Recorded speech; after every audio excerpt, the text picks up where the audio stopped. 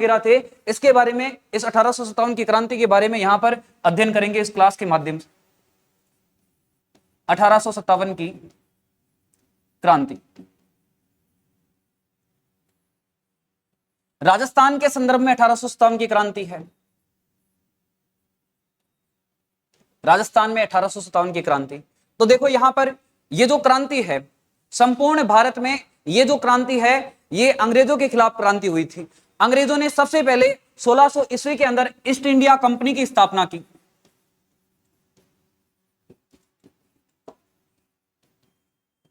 East India company की स्थापना की। भारत के अंदर अंग्रेजों की एक कंपनी स्थापित होती है जिसका नाम है ईस्ट इंडिया कंपनी। ये 1600 ईस्वी के अंदर ये कंपनी की स्थापना होती है और इस कंपनी का जो उद्देश्य था, इस कंपनी का उद्देश्य केवल और केवल राजस्थान के अंदर और भारत के अंदर व्यापार करना था। ये जो कंपनी है ईस्ट इंडिया कंपनी, इसका उद्देश्य केवल राजस्थान और भारत में व्यापार करना था।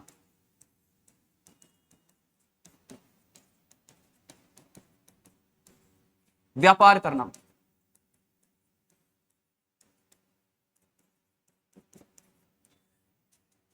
जितने भी मसाले हैं, काली मिर्च है, इलायची है,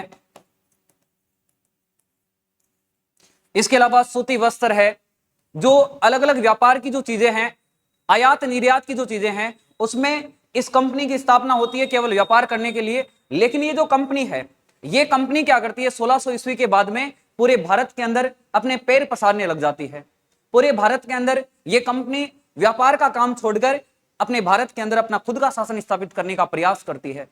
और इस ईस्ट इंडिया कंपनी ने यहाँ के भारत के जो राजा थे उनके साथ में लड़ाइयां मोल ली, भारत के राजाओं के साथ में युद्ध किए, और भारत के राजाओं के साथ में जो युद्ध किए उन युद्धों का नाम है बक्सर का युद्ध और प्लासी का युद्ध। इस ईस्ट इंडिया कंपनी ने बक्सर और प्लासी का युद्ध किया और उन युद्धों में जीतने के बाद में इस कंपनी ने खुद का राज शुरू कर दिया। यहां पर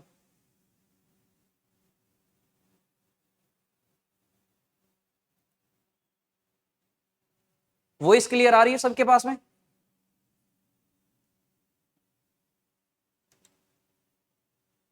नितेश शर्मा, गुड इवनिंग। देखो यहां पर ये जो कंपनी है, इस कंपनी ने युद्ध किए। पहले युद्ध का नाम है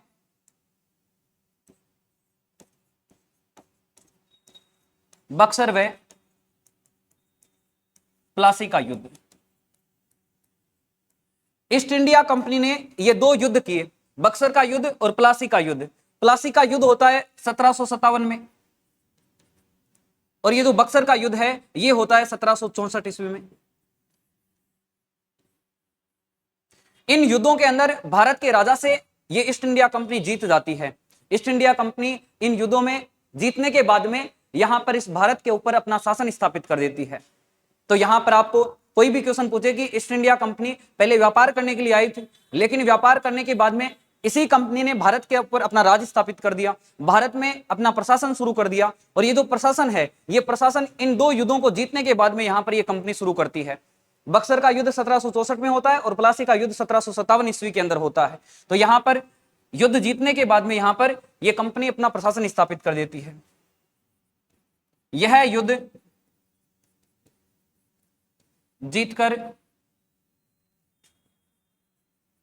ईस्ट इंडिया कंपनी ने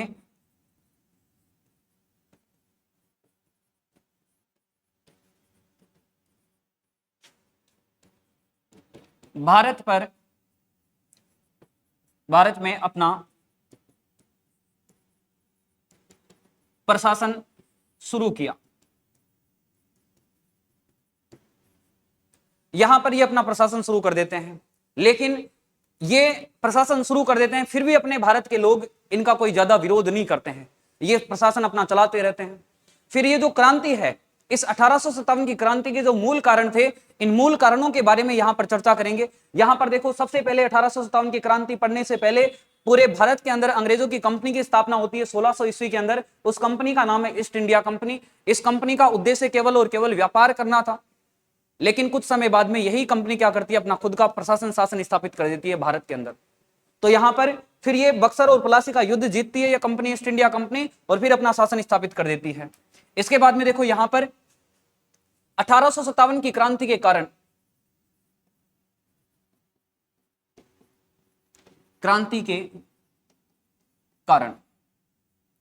ये जो 1857 की क्रांति हुई थी, इसके देखो कारण क्या थे। सबसे पहले यहां पर ये जो क्रांति है, इस क्रांति के आर्थिक कारण थे। इस क्रांति के जो मूल कारण था, वो मूल कारण था एक राइफल थी जिसका नाम था ब्राउन बेस। अंग्रेज उस राइफल को हटा देते हैं और उसकी जगह एक नई राइफल लेकर आते हैं जिसका नाम है एनफील्ड राइफल। और एनफील्ड राइफल लाकर अंग्रेज अपने भारत के सैनिकों को दे देते हैं। भारत में जो सैनिक थे वो उस राइफल का प्रयोग करने से मना कर देते हैं।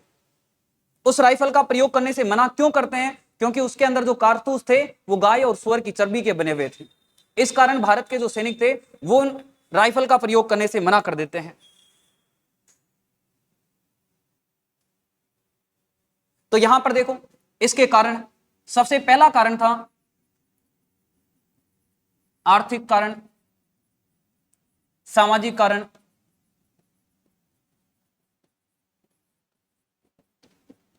इसके अलावा देखो यहां पर डाकघर,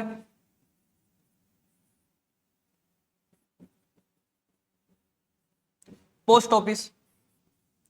अंग्रेज क्या करते हैं, राइफल का प्रयोग करते हैं ब्राउन बेस के स्थान पर।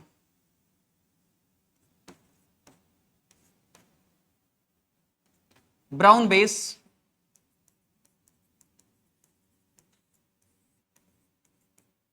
राइफल के स्थान पर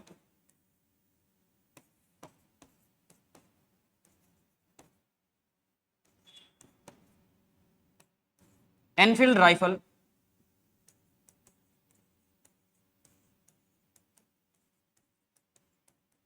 का प्रयोग करते हैं।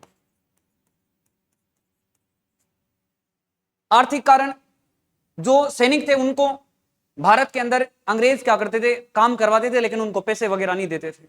सामाजिक रीति रिवाज में परिवर्तन करवा रहे थे। इसके बाद में डाकघर अधिनियम, जितने भी अंग्रेजों के पास में सैनिक थे वो सारे के सारे भारतीय सैनिक थे।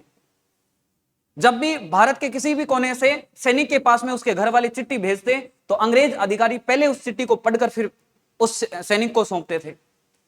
अब यदि घर से कोई चिट्ठी आई है, उसकी प्रेमिका की कोई चिट्ठी आ गई, तो पहले सैनिक की चिट्ठी अंग्रेज पढ़ेगा और उसके बाद में फिर सैनिक को देगा। तो उसका भी विरोध करते हैं सैनिक कि इस प्रकार से नहीं होना चाहिए, हमारी जो प्राइवेसी है, प्राइवेसी नाम तो आपने हटा ही दिया। घर से कोई चिट्ठी आई पहले अंग्रेज पढ़ेंगे फिर हमें देंगे। इसके बाद में देखो यहां पर जो मेन कारण था क्रांति का, मूल कारण, बाकी कारण तो गौण कारण थे, इनसे ज्यादा फर्क नहीं पड़ा था। यहां पर ब्राउन बेस राइफल के स्थान पर नई एक राइफल लाई गई जिस राइफल का नाम है एनफील्ड राइफल। एनफील्ड राइफल, और ये जो एनफील्ड राइफल थी इसमें जो कारतूस बने हुए थे वो गाय और सुअर की चर्बी के बने हुए थे।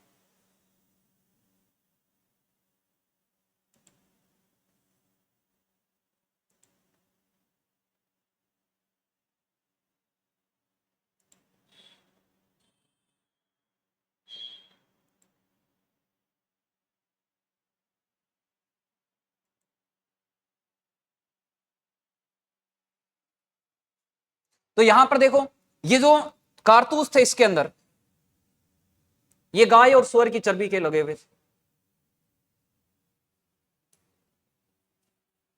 एनफील्ड राइफल,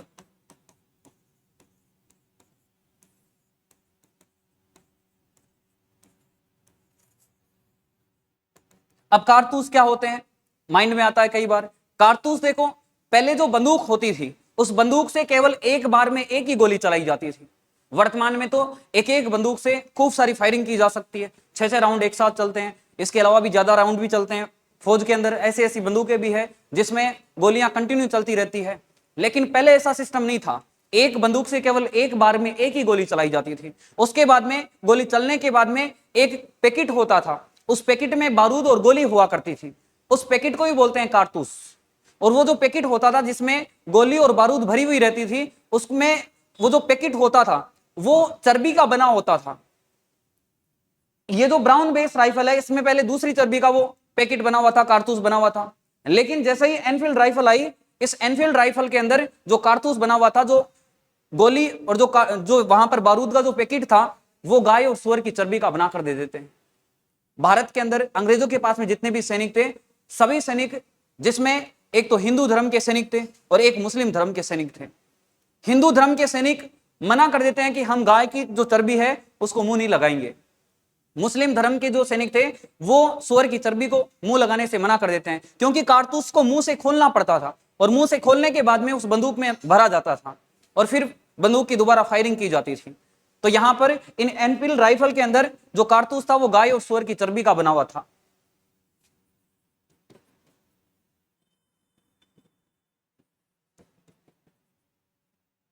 कारतूस निर्माण में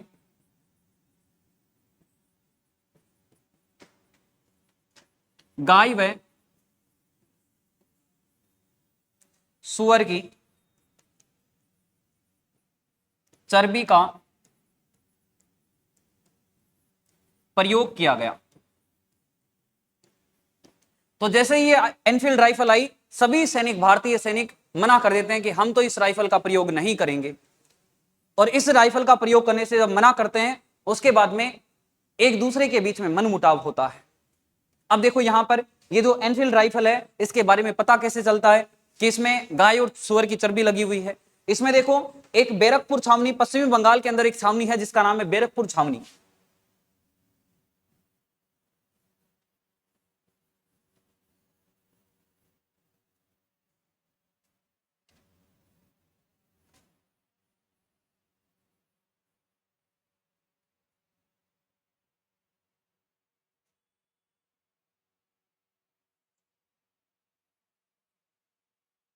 यहां पर पश्चिमी बंगाल में वेस्ट बंगाल के अंदर छावनी है जिसका नाम है बैरकपुर।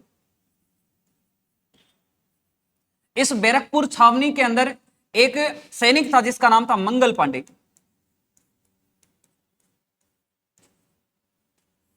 सैनिक का नाम था मंगल पांडे। यह कहा जाता है कि यह 34वीं एनआई नेटिव इन्फेंट्री जो सैनिक टुकड़ी थी उसका सैनिक था।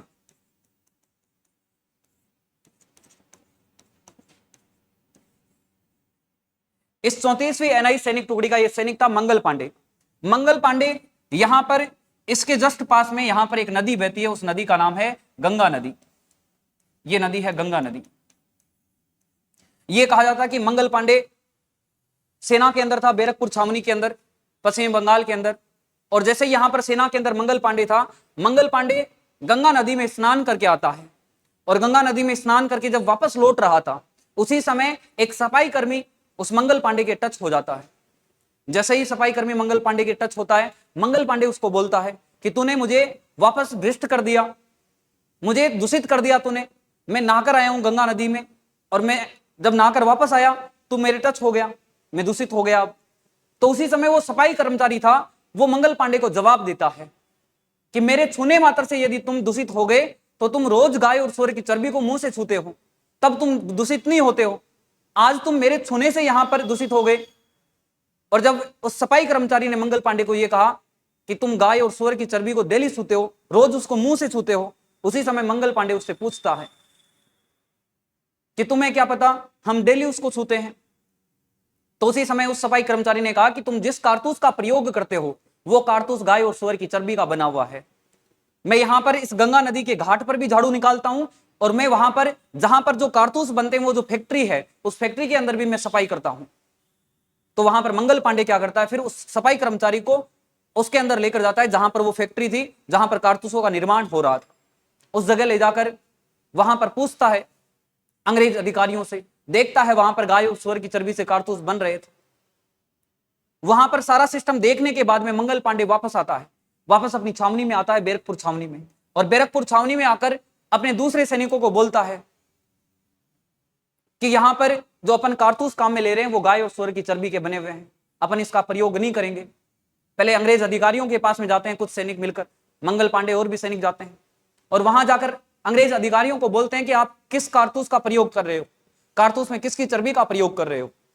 अंग्रेज अधिकारी संतुष्टि भरा जवाब नहीं देते हैं, और जब जवाब नहीं देते हैं उसी समय यह कहा जाता है कि मंगल पांडे अपनी बंदूक से एक अंग्रेज अधिकारी को फायर करके मार देता है। दूसरा अंग्रेज अधिकारी पास में ही खड़ा था। मंगल पांडे अपनी बंदूक को उल्टा करता है और उल्टा करके फिर बंदूक से मार मार कर पीट पीट कर उसको मार देता है। मंगल पांडे वहां पर दो अंग्रेज अधिकारियों की धुलाई करता है, एक को बंदूक से गोली से मारता है, दूसरे को पिटाई पिटाई करके मार देता है। और उसी जगह से सबसे पहले एक प्रकार से विद्रोह की शुरुआत हुई थी। क्रांति की शुरुआत नहीं हुई थी, विद्रोह की शुरुआत हुई थी। और ये जो घटना है, मंगल पांडे ने अंग्रेज अधिकारियों की जो हत्या की थी, यह घटना हुई थी 29 मार्च को, 29 मार्च 1857 ईस्वी को। इस बैरकपुर छावनी के अंदर यह घटना हुई थी। दो अंग्रेज अधिकारियों को इसने मौत के घाट उतार दिया था। ठीक है, तो यहां पर सबसे पहले विद्रोह की शुरुआत इस बैरकपुर छावनी में मंगल पांडे ने शुरुआत की थी। अब यहां पर 29 मार्च को इस मंगल पांडे ने दो अंग्रेज अधिकारियों को मार दिया। तो अंग्रेज अधिकारी क्या करते हैं, फिर मंगल पांडे को गिरफ्तार कर लेते हैं और मंगल पांडे को गिरफ्तार करके इसको फांसी दे देते हैं।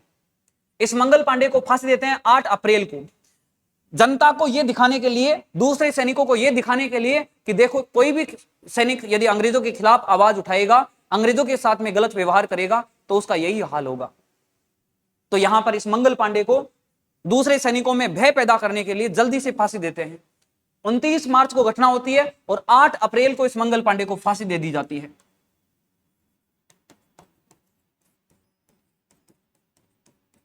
फांसी दी गई 8 अप्रैल 1857 ईस्वी को। इस मंगल पांडे को फांसी दी गई। 1857 की क्रांति का प्रथम शहीद है मंगल पांडे। 1857 क्रांति का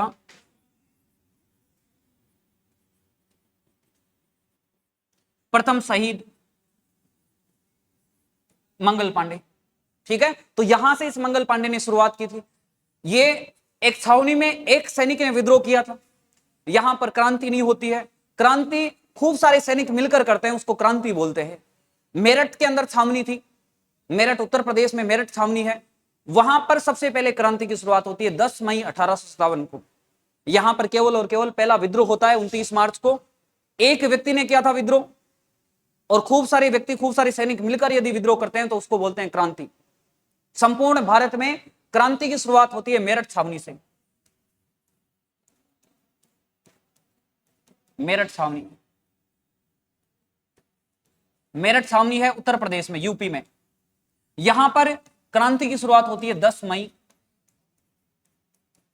1857 ईस्वी को। अंग्रेजों की धुलाई शुरू होती है यहां पर इस मेरठ छावनी से। मेरठ उत्तर प्रदेश में है, और यहां पर सेना की जो टुकड़ी थी वो थी 20वीं NI, नेटिव इन्फेंट्री। पहले अंग्रेज सेना की टुकड़ियों के नाम अपने अनुसार रखते थे। जैसे वर्तमान में सेना की टुकड़ियों के नाम अलग अलग है, जाट बटालियन है, गोरखा बटालियन है, राजपूत बटालियन है, इस प्रकार से वर्तमान में अलग अलग नाम है। लेकिन पहले अंग्रेजों का जब जमाना था, अंग्रेजों का जब राज चलता था, उस समय अंग्रेज अपने अनुसार उनके नाम रखते थे। तो यहां पर देखो, सबसे पहले अंग्रेजों की धुलाई पिटाई शुरू की थी मंगल पांडे ने। 2 अंग्रेज अधिकारियों को मार दिया था इसने। ये बैरकपुर छावनी का सैनिक था।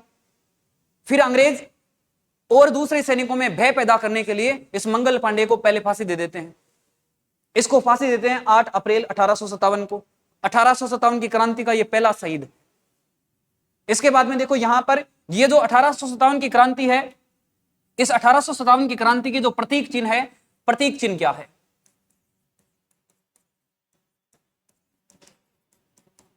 क्रांति का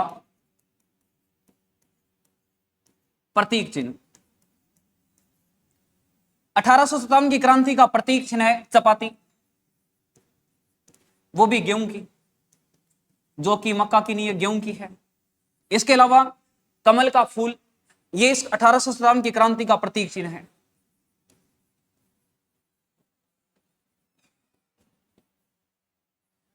ये 1857 की क्रांति का प्रतीक चिन्ह है। इसके बाद में देखो, यहां पर वाहक, 1857 की क्रांति का वाहक क्या है? वाहक का मतलब होता है इस क्रांति को एक जगह से दूसरी जगह पर फैलाना। इस क्रांति के बारे में वर्तमान में तो फोन है, बात कर लेते हैं सोशल मीडिया पर आ जाता है कि यहां क्रांति हो गई, यहां पर लड़ाई शुरू हो गई, हाथों हाथ 1 मिनट के अंदर सूचना पहुंच जाती है, 1 मिनट भी नहीं लगता है। सोशल मीडिया का जमाना है। लेकिन पहले यह पता नहीं चलता था, मोबाइल वगैरह की व्यवस्था नहीं थी। तो इस क्रांति को एक जगह से दूसरी जगह पर फैलाने के लिए जो मुख्य व्यक्ति थे वो साधु संत थे। तो ये क्रांति है, इसको फैलाने वाले जो वाहक थे वो थे साधु संत। साधु संत ये इस क्रांति के वाहक थे। इसके बाद में देखो यहां पर ये जो क्रांति है 1857 की क्रांति कहां कहां पर राजस्थान में होती है, राजस्थान में कितनी छावनियां थी, किस छावनी में किस व्यक्ति ने क्रांति की शुरुआत की, अंग्रेजों की पिटाई शुरू की, और डेट पूछते हैं एग्जाम के अंदर। तो यहां पर राजस्थान में 1857 की क्रांति के समय जो छावनियां थी, सैनिक छावनियां थी, इनके बारे में यहां पर देखो 1857 की क्रांति के समय राजस्थान में सैनिक छावनियां,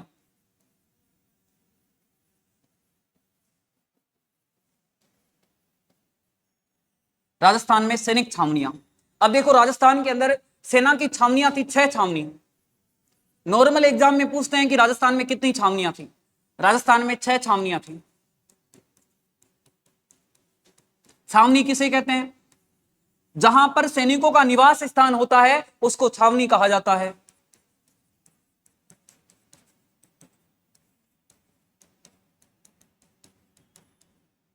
सैनिकों का निवास स्थान, सैनिकों के निवास स्थान को छावनी कहा जाता है।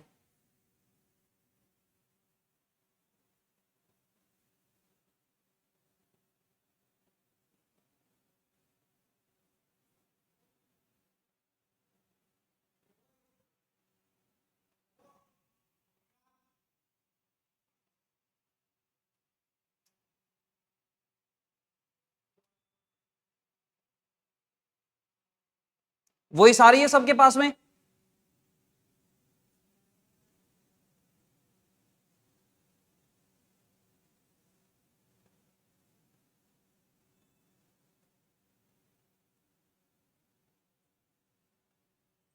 इसके बाद में देखो यहां पर जो छावनियां हैं, कौन कौन सी छावनियां राजस्थान के अंदर थी। राजस्थान में देखो एरिनपुरा छावनी थी,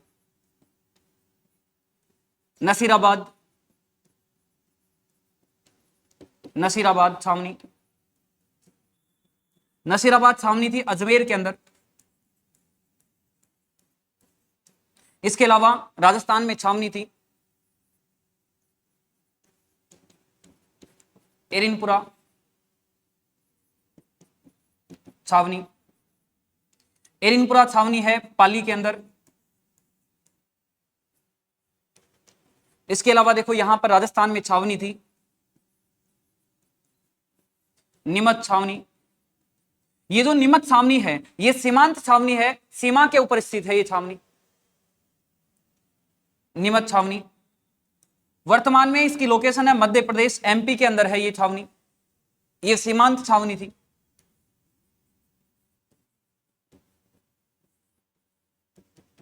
सीमांत छावनी थी, सीमा के ऊपर स्थित थी। इसके बाद में देखो यहां पर अगली छावनी थी देवली छावनी।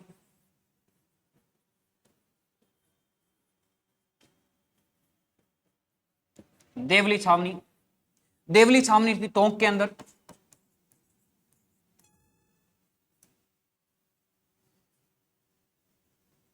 फिर देखो यहां पर अगली छावनी थी ब्यावर छावनी।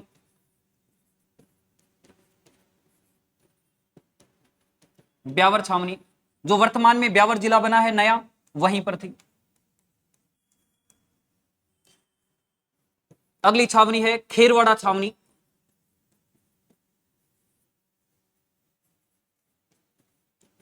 खेरवाड़ा छावनी, खेरवाड़ा छावनी है उदयपुर के अंदर। तो इस प्रकार से राजस्थान के अंदर 6 छावनियां थी जहां पर सैनिक निवास करते थे। अलग अलग छावनी में किस सैनिक ने विद्रोह की शुरुआत की थी और कब विद्रोह की शुरुआत की थी, ये एग्जाम के अंदर डेट पूछते हैं। किसके नेतृत्व में क्रांति की शुरुआत होती है, विद्रोह की शुरुआत होती है, ये एग्जाम के अंदर डेट पूछते हैं। इसमें देखो ये जो 6 छावनियां हैं, इन 6 छावनियों में सबसे बड़ी छावनी थी नसीराबाद छावनी। सबसे बड़ी छावनी। और इन 6 छावनियों में सबसे छोटी छावनी थी देवली छावनी।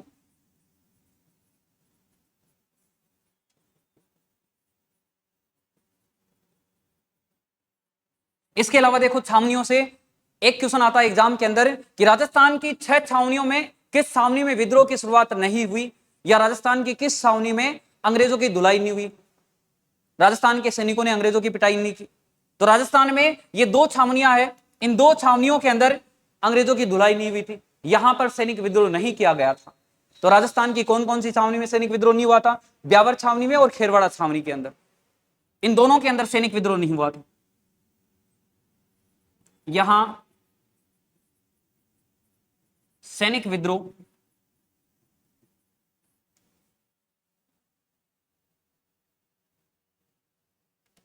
सैनिक विद्रोह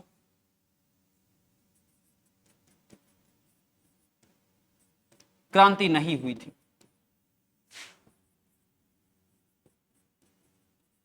इस जगह पर क्रांति नहीं होती, सैनिक विद्रोह नहीं होता है। बाकी राजस्थान की जो 4 छावनियां हैं इनके अंदर विद्रोह होता है। यहां पर नसीराबाद के अंदर विद्रोह की शुरुआत होती है 28 मई को। इसके बाद में एरिनपुरा में विद्रोह की शुरुआत होती है 21 अगस्त को। यहां पर नीमच छावनी में विद्रोह की शुरुआत होती है 3 जून को। इसके अलावा यहां पर देवली छावनी में विद्रोह की शुरुआत होती है 5 जून को। इस प्रकार से अलग अलग छावनियों में विद्रोह की शुरुआत होती है, अलग अलग व्यक्तियों के नेतृत्व में विद्रोह होता है।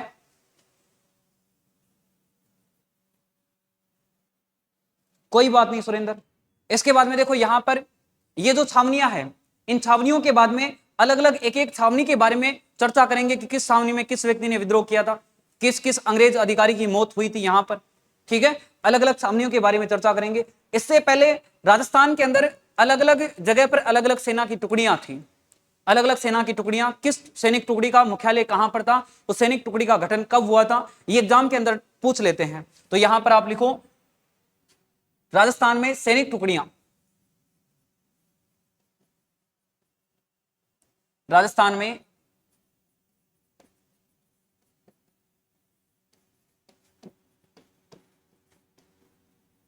सैनिक टुकड़ियां, सेना की टुकड़ियां थी अलग अलग जगह पर।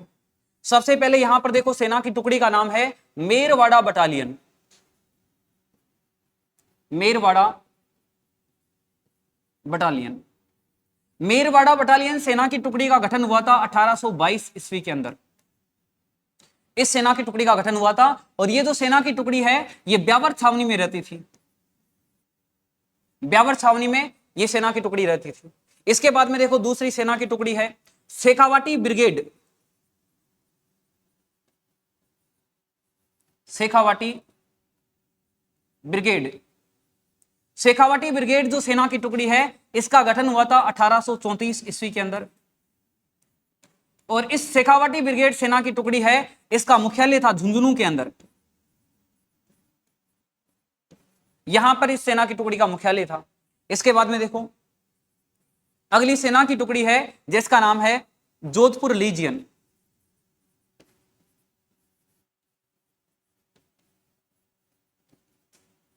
जोधपुर लीजियन, जोधपुर लीजियन सेना की टुकड़ी का गठन हुआ था 1835 ईस्वी के अंदर।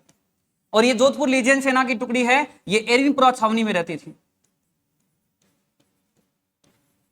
एरिनपुरा छावनी के अंदर रहती थी। इसके बाद में देखो अगली सेना की टुकड़ी है जिसका नाम है Mewar Bhil core. Mewar Bhil core, MBC. Mewar Bhil core सेना की टुकड़ी का गठन हुआ था 1841 ईस्वी के अंदर। और इसका मुख्यालय था खेरवाड़ा छावनी। खेरवाड़ा छावनी के अंदर यह सेना की टुकड़ी रहती थी। तो यहां पर राजस्थान के अंदर अलग अलग जगह पर अलग अलग सेना की टुकड़ियां थी। कौन सी सेना की टुकड़ी कहां पर थी ये एग्जाम के अंदर पूछ लेते हैं। इसके अलावा सेना की टुकड़ी का गठन कब हुआ था यह भी एग्जाम के अंदर पूछ लेते हैं।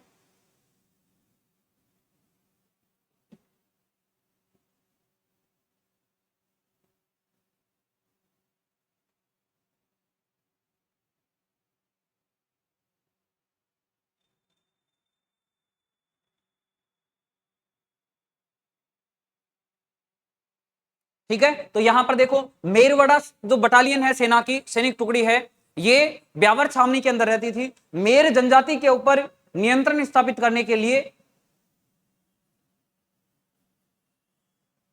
अरे जल्दी क्लासें लगेगी सारी।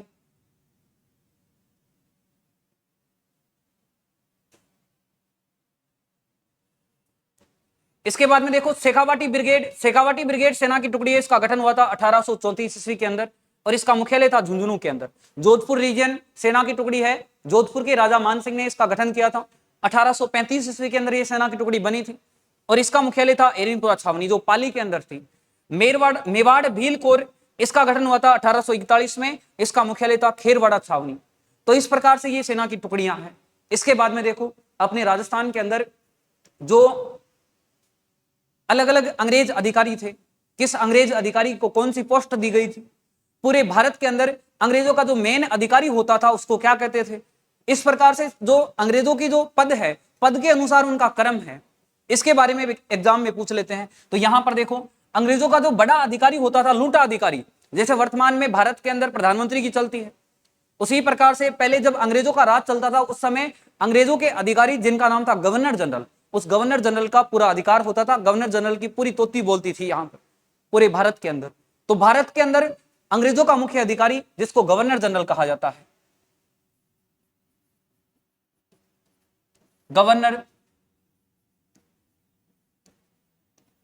जनरल, ये भारत के अंदर अंग्रेजों का मुख्य अधिकारी होता था। इसके बाद में इसके नीचे अधिकारी होता था जिसका नाम था lieutenant governor general, lieutenant governor general.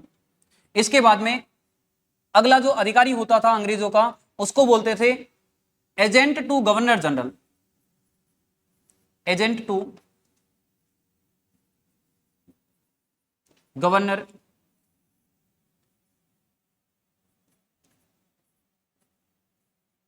General. इसके बाद में देखो यहां पर इस एजेंट टू गवर्नर जनरल के बाद में अंग्रेजों का जो अधिकारी होता था उसको बोलते पॉलिटिकल एजेंट, पॉलिटिकल एजेंट, जो अलग अलग रियासतों में पॉलिटिकल एजेंट होते थे। ठीक है, तो ये अंग्रेजों के अधिकारियों का क्रम है। यहां पर देखो governor general, lieutenant governor general, इसके अलावा एजीजी। कई बार तो इसकी एजीजी की फुल फॉर्म पूछ लेते हैं, एजेंट टू गवर्नर जनरल। इस गवर्नर जनरल का एजेंट होता था ये, और ये पॉलिटिकल एजेंट जो पीए होता है, वर्तमान में भी प्रधानमंत्री का पीए, मुख्यमंत्री का पीए, इसी प्रकार से पहले ये गवर्नर जनरल का पीए था। ये अंग्रेजों की अलग अलग पोस्टें होती थी, और अंग्रेजों का जो गवर्नर जनरल था जब क्रांति हुई थी उस समय उसका नाम था कैनिंग।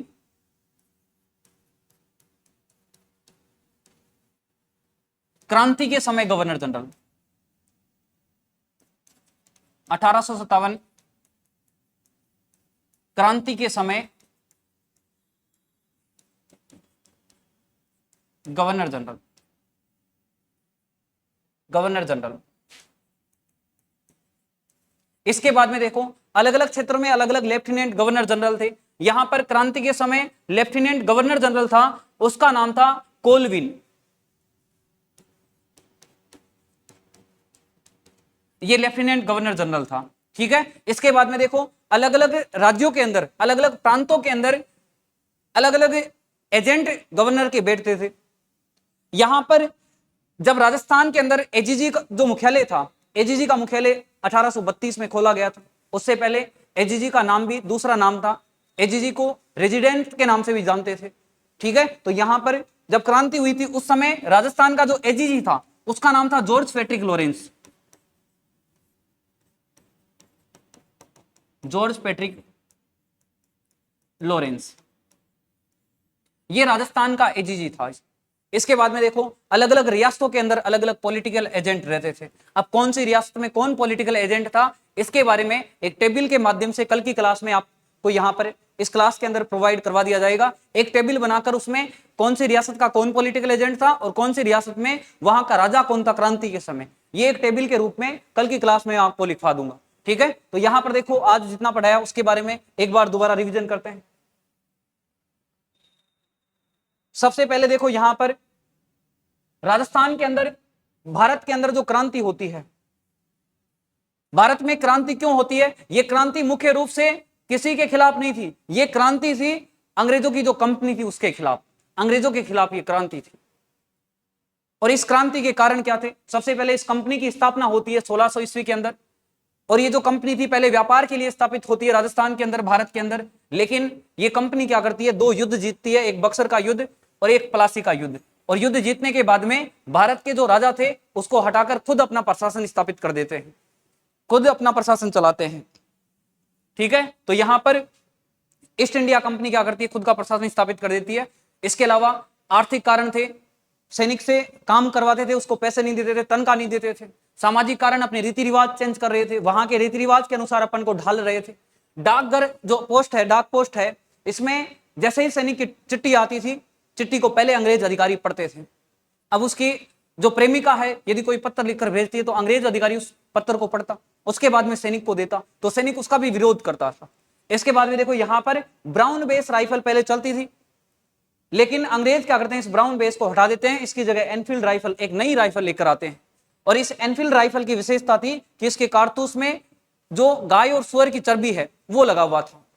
ठीक है, इसके बाद में देखो यहां पर संपूर्ण भारत में सबसे पहले इस कारतूस का जो प्रयोग करने से मना करने वाला व्यक्ति था उसका नाम था मंगल पांडे। इस मंगल पांडे ने सबसे पहले इस गाय और सुअर की चर्बी लगा हुआ जो कारतूस है इसका विरोध किया था। और इसने विरोध किया, दो अंग्रेज अधिकारियों को इसने मार दिया। 29 मार्च 1857 को अंग्रेज अधिकारी क्या करते हैं, इसको पकड़ के गिरफ्तार कर लेते हैं और इसको फांसी दे देते हैं। इस मंगल पांडे को 8 अप्रैल 1857 को फांसी दी जाती है, और इसको फांसी दी जाती है, ये भारत का प्रथम शहीद है मंगल पांडे। इसके बाद में देखो यहां पर तो केवल एक सैनिक विद्रोह करता है, लेकिन पूरे भारत के अंदर यदि आपको पूछे कि क्रांति की शुरुआत कब होती है, तो पूरे भारत में क्रांति की शुरुआत होती है 10 मई 1857 को। और 10 मई 1857 को क्रांति की शुरुआत होती है, मेरठ छावनी है उत्तर प्रदेश में, मेरठ छावनी से यहां पर क्रांति की शुरुआत होती है। इसके बाद में देखो यहां पर ये जो क्रांति है, इस क्रांति का जो प्रतीक चिन्ह है ये चपाती है, एक कमल का फूल है। ठीक है, इस क्रांति का प्रतीक चिन्ह है। इसके बाद में देखो वाहक, इस क्रांति को एक जगह से दूसरी जगह तक फैलाने के लिए साधु संत थे। फिर देखो यहां पर 1857 की जब क्रांति हुई उस समय राजस्थान के अंदर 6 छावनियां थी, जिसमें से एक छावनी भौगोलिक दृष्टि से मध्य प्रदेश के अंदर थी, प्रशासनिक दृष्टि से उस छावनी के ऊपर अधिकार था राजस्थान का। तो यहां पर 6 छावनियां देखो, नसीराबाद, एरिनपुरा, नीमच, देवली, ब्यावर, खेरवाड़ा, ये 6 छावनियां थी राजस्थान के अंदर। इन छावनियों में सबसे बड़ी छावनी थी नसीराबाद, जो अजमेर के अंदर थी, और यहीं से सबसे पहले राजस्थान के अंदर 1857 की क्रांति की शुरुआत होती है। एरिनपुरा पाली में, नीमच मध्य प्रदेश में, सीमांत ये छावनी थी। देवली छावनी टोंक में, ब्यावर जिले के अंदर है, खेरवाड़ा उदयपुर के अंदर है। इन 2 छावनियों में अंग्रेज अधिकारियों की धुलाई नहीं हुई थी, किसी भी सैनिक ने अंग्रेजों के खिलाफ कोई विद्रोह नहीं किया था। ठीक है, तो राजस्थान में कौन कौन सी छावनी में विद्रोह की शुरुआत नहीं हुई थी, वो छावनी है ब्यावर और खेरवाड़ा। इसके बाद में देखो यहां पर अलग अलग राजस्थान में अलग अलग जगह पर अलग अलग सेना की टुकड़ियां थी। कौन सी सेना की टुकड़ी कहां रहती थी और उसका गठन कब हुआ था, तो यहां पर देखो मेरवाड़ा बटालियन 1822 में ब्यावर में इसका मुख्यालय था, शेखावाटी ब्रिगेड 1834 झुंझुनू में इसका मुख्यालय था, जोधपुर लीजन 1835 एरिनपुरा के अंदर इसका मुख्यालय था, मेवाड़ भीलकोर 1841 खेरवाड़ा के अंदर इसका मुख्यालय था। इसके बाद में देखो यहां पर अपने भारत के अंदर प्रधानमंत्री, राष्ट्रपति, इनके आने से पहले, संविधान लागू होने से पहले, देश आजाद होने से पहले अंग्रेजों का राज चलता था। और अंग्रेजों की जो शासन प्रशासन है वो किस प्रकार से चलता था, वो अपने अधिकारियों को किस प्रकार से क्रम से रखते थे, कौन सा अधिकारी बड़ा होता था, उसके बाद में कौन सा छोटा होता था। तो यहां पर देखो अंग्रेजों का बड़ा अधिकारी होता था, उसको बोलते थे गवर्नर जनरल, उसके बाद में लेफ्टिनेंट गवर्नर जनरल, उसके बाद में एजीजी, और उसके बाद में पॉलिटिकल एजेंट। जो पॉलिटिकल एजेंट अलग अलग रियासतों में रहते थे, जैसे जयपुर का पॉलिटिकल एजेंट ईडन था, कोटा का पॉलिटिकल एजेंट बटन था, मेवाड़ का पॉलिटिकल एजेंट मेजर सावर्स था, जोधपुर का पॉलिटिकल एजेंट मैक मैसन था, इसके अलावा भरतपुर का पॉलिटिकल एजेंट मोरिसन था, इसके अलावा सिरोही का पॉलिटिकल एजेंट जेडी होल था। इस प्रकार से अलग अलग रियासतों के अंदर अलग अलग पॉलिटिकल एजेंट थे, अंग्रेजों के पीए रहते थे। तो ये सीक्वेंस है यहां पर अंग्रेज अधिकारियों की, उनके पद के अनुसार ये सीक्वेंस है। उस समय जब क्रांति हुई उस समय भारत के अंदर गवर्नर जनरल था जिसका नाम था Canning, lieutenant governor general Colvin, George Patrick Lawrence Rajasthan का एजीजी था ये, ठीक है, ये राजस्थान का एजीजी था, राजस्थान का एजीजी। अलग अलग राज्यों के अलग अलग एजीजी थे। इसकी फुल फॉर्म पूछ लेते हैं कई बार, agent to governor general. Political agent अंग्रेजों का पीए होता है, उसको पॉलिटिकल एजेंट बोलते हैं। इसके बाद में देखो यहां पर आज की क्लास में देखो, एक तो छावनियों के बारे में, एक सैनिक टुकड़ियों के बारे में, एक अंग्रेज अधिकारियों के क्रम के बारे में, इसके अलावा सबसे पहले ये जो क्रांति है इसके कारण, इसके अलावा 1857 की क्रांति का जो प्रतीक चिन्ह है इसका वाहक है। इन सब चीजों के बारे में अपन ने चर्चा की है। कल की क्लास के अंदर एक एक छावनी के बारे में चर्चा करेंगे कि किस छावनी में विद्रोह कब हुआ था और किसने विद्रोह किया था। जैसे जो नसीराबाद छावनी है इसमें सबसे पहले विद्रोह होता है, कब शुरू होता है, किस किसने विद्रोह किया था, कंप्लीट डिटेल है इसके अंदर। अगली जो क्लास होगी उसके अंदर चर्चा करेंगे। उसके बाद में नीमच छावनी है, एरिनपुरा छावनी है जिसमें कुशाल सिंह चंपावत वगैरह जितने भी व्यक्ति उसमें भाग लेते हैं उन सब के बारे में अध्ययन करेंगे। ठीक है, तो आज की क्लास में इतना ही अध्ययन करेंगे।